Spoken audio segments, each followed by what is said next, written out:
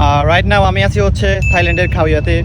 So আমার পিছনে যেটা দেখতেছেন কি মনে হচ্ছে এমিরেটস এয়ারলাইন্স? নো, এটা হচ্ছে আপনার এক ভিন্ন প্রকৃতির ক্যাফে। সো এটা অবস্থিত হচ্ছে আপনার সেই ব্যাংকক থেকে প্রায় 150 কিলোমিটার মতো দূরে কাউয়াতে। সো আজকে আমি আসলাম হচ্ছে এই ক্যাফেটা ভিজিট করার জন্য। So let's go to see. এটার চারপাশে হচ্ছে আপনার এভাবে ফুল দিয়ে ফুলের বাগান, অ্যান্ড মাঝখানে হচ্ছে এই প্লেনটা। এই ক্যাফের নাম হচ্ছে টেক মি হোম। এটার চারপাশে হচ্ছে আপনার অনেক বড় বড় ফুলের বাগান। যারা এটাতে আসতে চান এখানে হচ্ছে আপনার ঢুকতে 120 বাত মতো টিকিট লাগে। সো দেখি এই টিকিট কি শুধু এখানে ভিতরে ঢুকতে নাকি প্লেনের ভিতরে ঢুকতে। সো দেখা যাক ভিতরে ঢোকা যায় কিনা বা ভিতরে দেখতে কেমন। তো এটার জাস্ট ভিউটা দেখেন।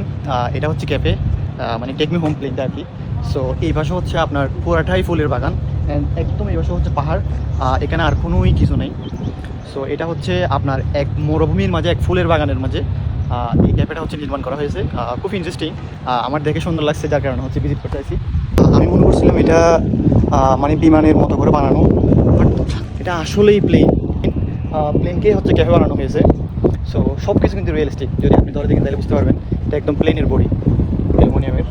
এই ক্যাফের মধ্যে আপনার হচ্ছে দুইটা সিঁড়ি, যেমনটা হচ্ছে প্লেনের মধ্যে থাকে, বড় প্লেনের মধ্যে।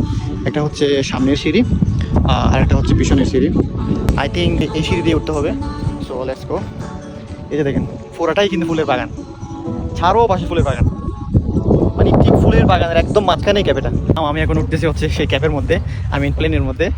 দেখা যাক। এই যে দেখেন এটা হচ্ছে ক্যাফে, বাবা যায় পুরো একটা প্লেন ইয়ার।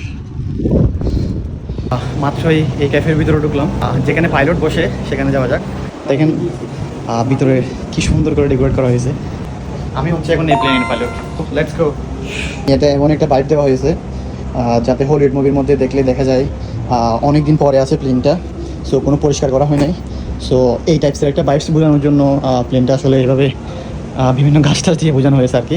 এখানে হচ্ছে বিভিন্ন ফুলের মতো করে সাজানো হয়েছে যাতে ফটোগ্রাফি করা যায়। আর উপরে দেখেন এই যে ওই যে আপনাদেরকে যেটা বললাম, প্লেনটা অনেকদিন জঙ্গলের মধ্যে পড়ে আছে। সো এই ধরনের একটা বাইকস বোঝানো হয়েছে। এই ক্যাফে থেকে আপনাদেরকে বাইরের ভিউটা একটু দেখাই। এখানে দেখেন পুরাটাই কিন্তু ফুলের বাগান, চারোদিকে ফুল আর ফুল। এই ক্যাফেটা হচ্ছে এটাই হচ্ছে আপনার সামনের দিকটা, অ্যান্ড এটা হচ্ছে যেমনটা আপনার প্লেনের মধ্যে দেখেন একদম লাস্ট পর্যন্ত পুরাটাই হচ্ছে ক্যাফে। মিডল পয়েন্টটা হচ্ছে ওদের ক্যাশ কাউন্টারটা। এগুলো আবার সত্যি সত্যি মনে করেন না, এগুলো জাস্ট ওরা খাবারের মতো করে সাজায় রাখছে জাস্ট শোর জন্য। প্লেনের ঠিক ফ্রন্ট সাইডটাও দেখেছি, যদি ঠিক পিছনের সাইডটা একটু আপনাদেরকে দেখানোর ট্রাই করি। এই পাশে দেখতে পাবেন মনে হচ্ছে না অনেক দিন ধরে প্লেনটা পরে আছে। এই পাশে হচ্ছে আপনার দেখে মনে হচ্ছে না কি টাকা